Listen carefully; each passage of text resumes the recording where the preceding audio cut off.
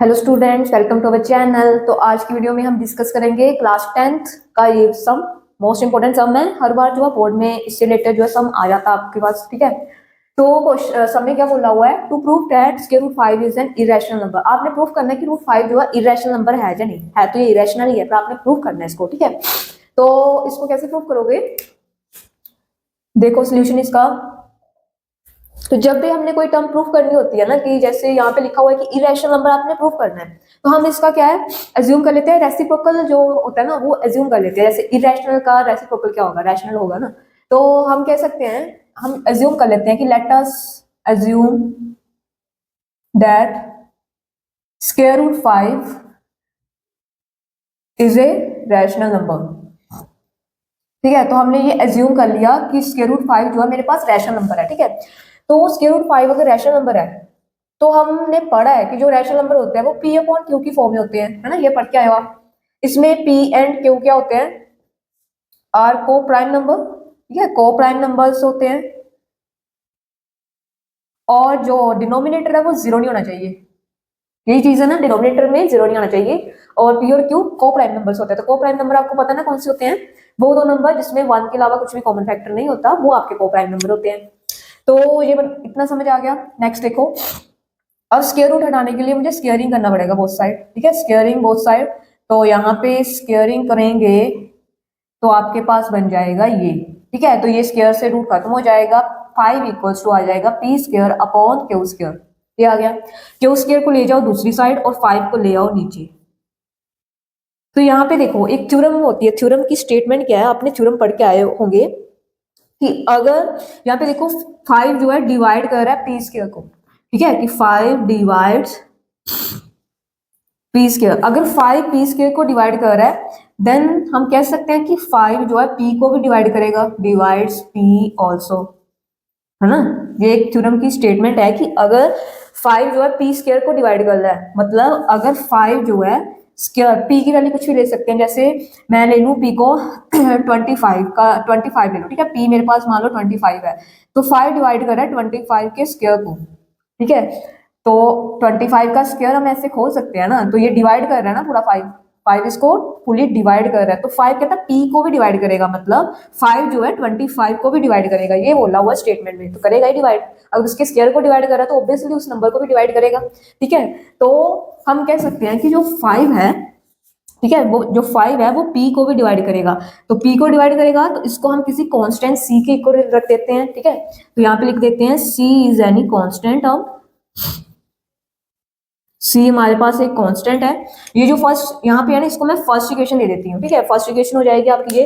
तो यहाँ देखो 5 को ले जाओ दूसरी साइड, p की वैल्यू आ गई 5c, मतलब p जो होगा वो 5 का ही मल्टीपल होगा।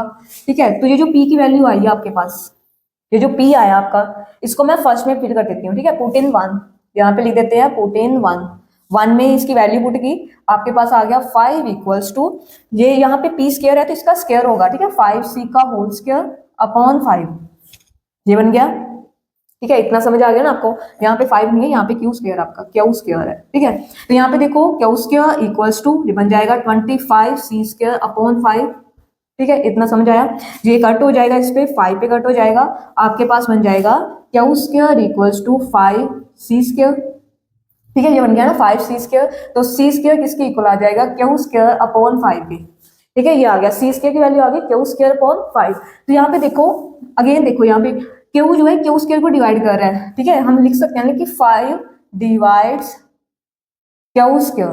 ठीक है, मतलब थ्योरम की लाइन लगेगी ना यहाँ पे, जो मैंने थ्योरम पीछे बताई कि 5 डिवाइड कर रहा है पी स्क्वायर को। अगर यहाँ पे 5 डिवाइड कर रहा है क्यू स्क्वायर को, अगर क्यू स्क्वायर को डिवाइड कर रहा है इट मींस वो क्यू को भी डिवाइड करेगा। ठीक है, 5 divide q square, then 5 divides q also. ठीक है, according to theorem.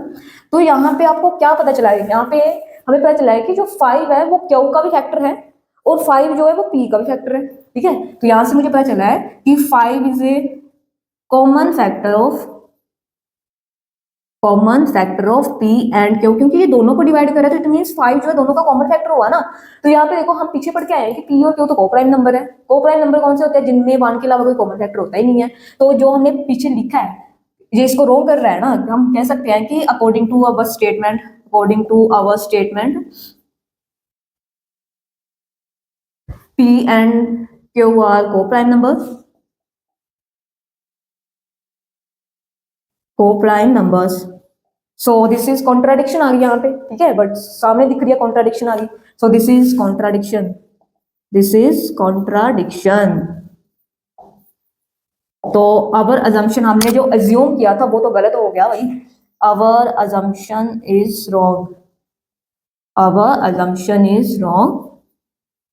So square root 5 जो है, so square root 5 is an irrational number. तो स्क्वायर रूट 5 क्या आपका इरेशनल नंबर है, ना कि रैशनल नंबर है. अब पता चला कि कैसे प्रूफ हुआ ये वैल्यू.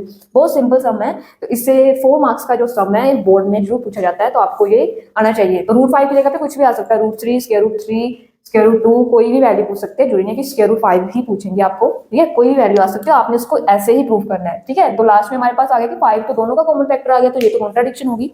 तो ये था हमारा सम. अगर आपको कोई भी डाउट हो तो हमें कमेंट सेक्शन में अपना डाउट पूछ सकते हो. तो आज के लिए इतना ही. Thank you so much for watching the video. Thank you.